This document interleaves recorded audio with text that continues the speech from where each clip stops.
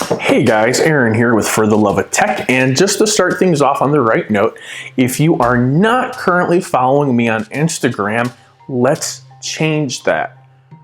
For_the_love_of_tech. For the Love of Tech _ after every single word. Check me out, follow me there. If you also want to check out my Apple fanboy Instagram, which has a lot more followers on it, because for some reason Apple people love Instagram, check me out, Apple_globe. Go ahead and put a picture of it here so you can go ahead and take a look at it. You guys can see exactly what it is that I'm talking about, so follow me there. All right, what I'm doing is a weekend wrap up. I know it is late Monday night and I wish I would have pushed this out last night, but due to my schedule, I was unable to pop open the camera and get some recording time going. Went ahead, scoured the internet, I'm set up on alerts and notifications, and I'm always gathering information and things that I want to share with you guys. First and foremost is we have to talk about Apple iOS. What is going on with iOS? There has been an update that was pushed out very briefly that caused your Apple phone to go on an endless reboot loop. And it wasn't like just one boot or two boots. There were reports of several. People were having to erase their phones and start over, and Apple responded really quick. They pushed an OTA. If you don't know what OTA stands for, that means over the air. That is a update that you don't have to download via a computer and then install or anything like that. That means you hit the little update button, OTA, it goes to your phone directly. Sometimes you get OTA updates and you don't even know it. That's how good they are. So with that going on, the OTA went out and it fixed the iOS update. However, there were some people that were still reporting of having the same issue. What they did, and one thing I want to mention to you is if you're having this issue and you took the update and somehow it's still rebooting, turn your phone off, do a straight hard turn off and turn it back on again. And that should get the patch to update and work. As always, if it doesn't work, take it to your nearest Apple store or call Apple Care. Even if it is out of Apple Care, get it taken care of. It might save your phone. I'm going to be looking over here because I have some notes. I don't have everything memorized, but all the talking points I wanted to hit. The next is, again, Apple made the news. Not in a good way. High Sierra is the current operating system on most MacBooks, iMacs, all those other things at the moment. If you were running version 10.13.0 and you installed that and you didn't go out of your way to update to any of the newer versions after that, very short update, just happened last week. Apple pushed it out. Again, you had to download it via the Wi-Fi, install, download and install feature.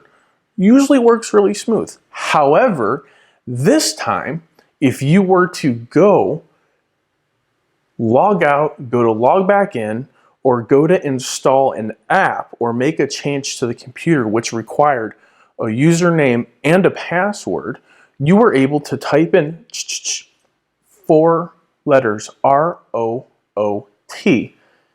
enter. What that would do is give you complete administrative access to the whole computer. Guys, these are your computers. This is your life. I don't know what happens to you if someone hacks your computer, but you have pictures, you have personal information, maybe you even have financial information, maybe you got work information. Whatever it is, you have to protect it. Make sure you go over to your apps, check for available downloads and updates, and update. Apple responded within 48 hours pushing this update and this fix up. Again, after you download and it reinstalls, reboot the computer just to make sure. Try it again, try to make a change, or download an app and install it. And if you just type in root and it doesn't work, you know you won. You're good to go, thumbs up. problem solved. If it doesn't, contact Apple, make an appointment, go to Apple Care, whatever you have to do. So that was a big deal within the tech community this week. The next thing I want to talk about is Apple Cash. Screenshot here directly off of the Apple website giving us instructions on Apple Cash. I downloaded Apple Cash, or the Apple iOS update, which also included Apple Cash screenshot here, but it's nowhere to be found on my phone. All right, guys, Aaron, back again. This video that I'm doing here, I'm going to insert into my other video, because when I did that one, Apple Cash wasn't working. But now we just got notification. It just popped up that Apple Cash is now working. So this is the way that it works. All right, so let me come over here. All right, so there's the test we did earlier, but we're gonna go ahead and do another one. All right, guys. All right, watch this, watch. So you come over here and you hit the Apple Pay, right? And you can do a dollar amount. You can switch it up, see? So, boom. We're gonna do a $25 request. So, I'm gonna request it from this phone, boom, okay, to the other phone. See if it might not come on nighttime mode because it's late at night.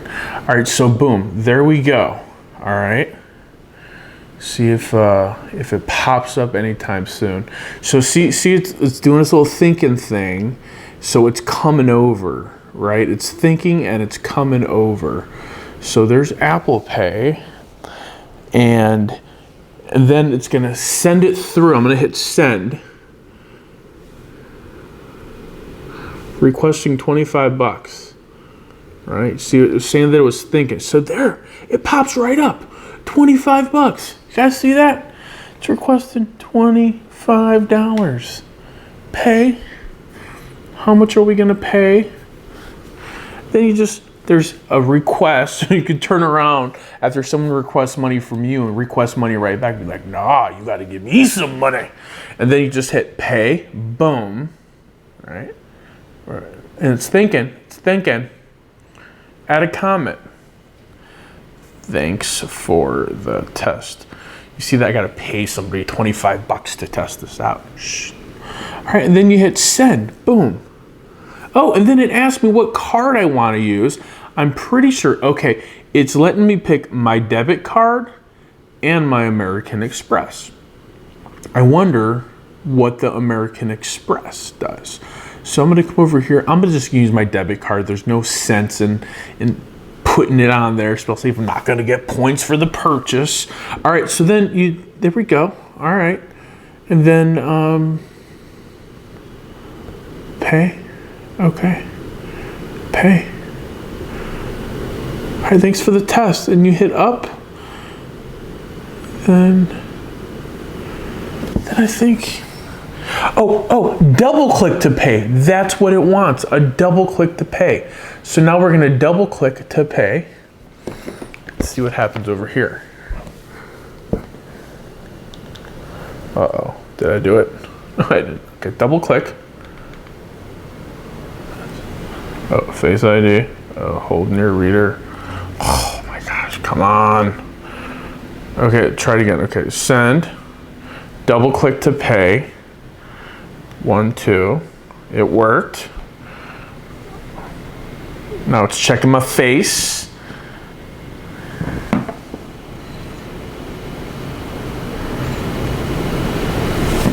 So let's check my face. I don't want you guys to miss it. There we go.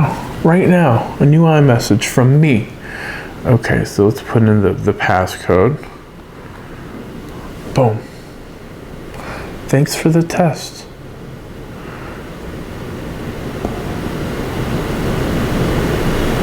So look at that. It's an Apple Pay cash card. Look at that. That's how it showed up. Apple Pay Cash Card. Thanks for the test. To, from. Okay. So I actually think like this, you can do like payments through your bloop, bloop, bloop, your Apple Pay. I wonder if this is a way to like transfer the cash to your card though. I guess that's the next question. I don't know.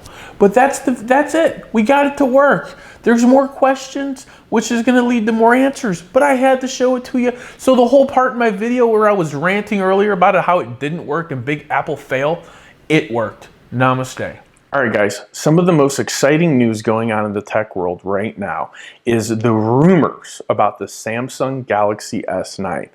They are going all over the place. And I love rumors. Who doesn't love good, juicy gossip, right? I, for one, love it, especially when it comes to my tech. The Samsung Galaxy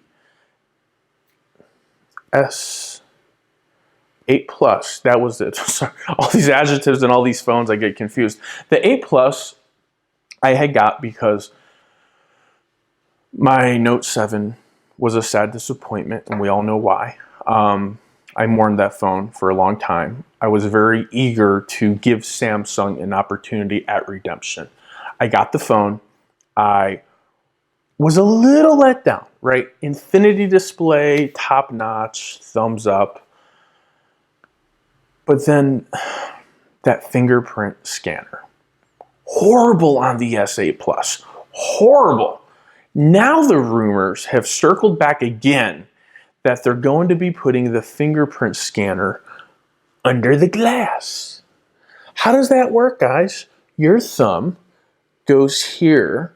There's some sort of little pressure gimmick. It's not anywhere on the glass. It's probably going to be a specific location. You put it there, and it, like I'm talking Mission Impossible, James Bond. Get smart type technology in the phone. That's what's about to happen. It's going to be amazing if it does happen. If it doesn't happen, Samsung, listen. You listening, Linda? This is what you got to do. You got to get rid of that fingerprint scanner on the back. It's no good. I hate it on the 8, the 8 Plus, and my Galaxy Note 8. I hate the fingerprint scanner where it is. On my Note 8, when I'm using it, iris scanning, totally legit. Samsung, you're onto something with that iris scanner. Keep it going. Keep the facial recognition going. Whatever you got to do, ditch that fingerprint scanner. Apple did it, and they never do anything first, ever.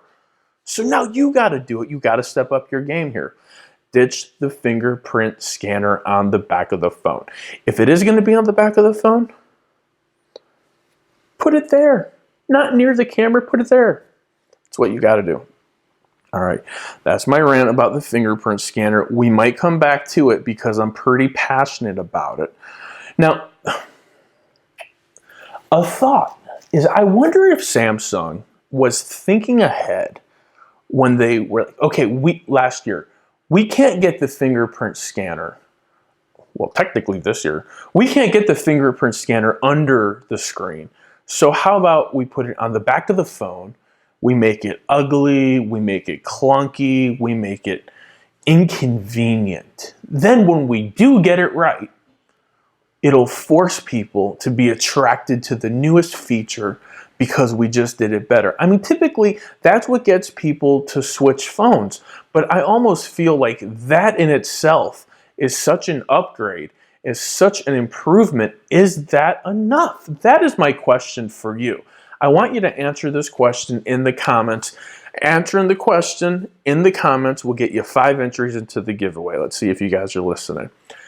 Would the fingerprint scanner disappearing on the Samsung S8, S8 Plus motivate you to go and buy a new one or jump on a new device payment plan, even if you're not paid off? Is that feature enough to motivate you to make the change and flip over to a new device? That's my question for you. Let me know what you think. Put it in the comments below. All right, Galaxy Note 8, we had dual cameras. Dual cameras, also located on the iPhone, also located on the OnePlus 5T over there, also located on my Huawei Mate 9 that's in the drawer. They're everywhere. Oh, and my iPhone 8 Plus, they're everywhere. Samsung, I think, is going to upgrade to dual cameras on the S8 Plus. I think they have to. I think only Google and the Pixel have enough of everything else, right? Like their camera, they don't have to do duals, right? They've got something and they're not telling and they're not sharing, but those photos are amazing, right?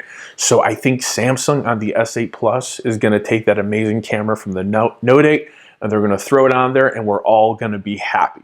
So thumbs up, Samsung, make it happen. Get rid of that fingerprint scanner. It is horrible.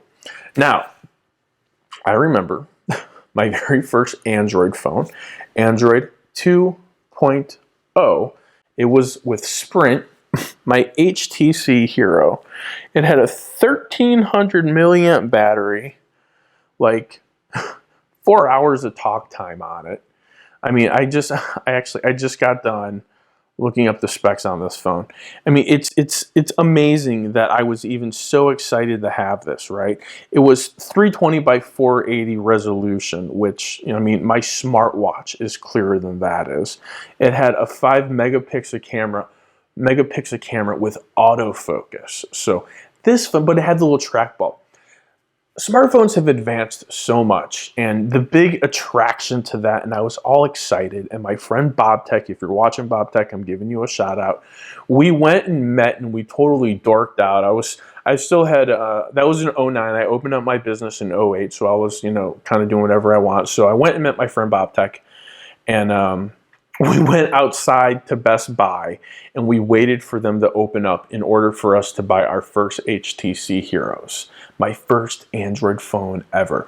And it was amazing. There was a Snapdragon processor. I didn't even know what that meant. It was probably like Snapdragon 2. Well, now Samsung, the rumors are indicating, is working out some sort of deal with Qualcomm to get first dibs on the 845. I don't know if what I wrote or what I read was true or if this is going to be correct, but I think phones right now are running the 835, so going to 845, obviously bigger is better. But in this case, the size of the chip, smaller is better. The chip's supposed to be smaller, right? Smaller the chip, the more stuff you can cram, the more other technology, the more room you have for batteries, right? That's the whole point behind making other components smaller. The better chip will give you faster processing speeds. It will give you better power management. That's what we're all about. How do we get the most usage out of our phone with the smallest battery? Because the battery is just this big giant void that takes up all this room in our smartphones. And if we can figure out how to have the smallest battery with the maximum amount of daily usage out of it, you're the winner. You win. That's what we want. Little battery, lots of productivity. And this chip is supposed to bring that to the table. That's what we're supposed to expect out of this Snapdragon 845. Are we going to get it? I don't know. Namaste. We hope we do. That will be awesome. I will, of course, get whatever new flagship phone that Samsung's pushing down my throat these days. You know I'll unbox it. You know I'll give it away. You know I love you guys. So to wrap up this, because this can just go on and on and on with all these rumors, let me just make sure I hit all my other points that I wanted to bring up. Yeah, that was those were the kind of the big things that happened over the weekend within the tech world, and I wanted to go out of my way to make sure I shared all of those with you guys. Now, if you're paying attention, you know we have a giveaway. This giveaway is getting huge. It's gonna be next week. The final details are gonna be released this week, right? But what you need to know is tonight, if you've watched this video until the very end, you enter in Roman numeral 45 at the end of this, and you let me know if you want me to keep putting out weekly updates. It's kind of like the once a week video, something cool going on within the tech community.